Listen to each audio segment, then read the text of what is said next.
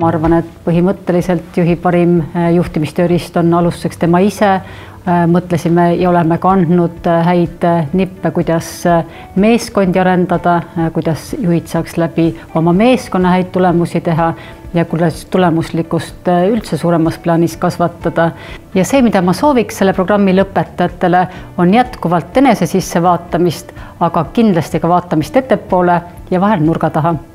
Tuju arenguprogrammi soovitaksin mina turundusjuhtidele, aga ka kõikidele neile inimestele, kes soovivad saada paremaks kaasa ja juhiks, sest siit saab väga palju motivatsiooni, inspiratsiooni ja vajalikke praktilisi ja teoreetilisi teadmisi. Kes ma olen?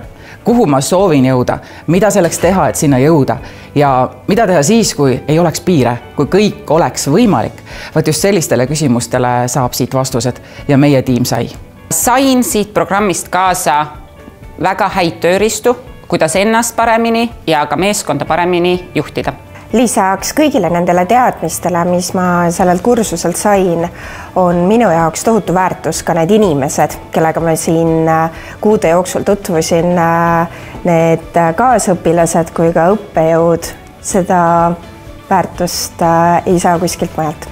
Oma tööellu sain EBS-i turundusjuhtide arenguprogrammist kaasa hästi palju häid nõuandeid ja kolleegide kogemuslugusid ning tegelikult sain ka vajaliku sellise tõuke oma natukene allapoole vajunud motivatsiooni taastamiseks. EBS-i turundusjuhtimise koolitus on andnud mulle väga palju. Lisaks nendele kõikidele teadmistele ja oskustele, mis siin nende moodulite käigus saadud, on saadud ka väga palju uusi sõpru ja kindlasti kogemusi ja lugusid, et me ju kõik õpime läbi lugude ja see on kullast kallim, mida ma olen siit saanud.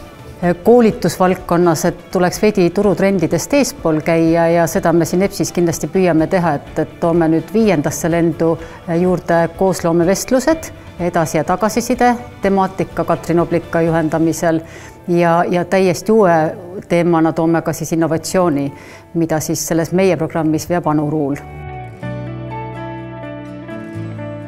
Kuula, et mõista, mitte et vastata.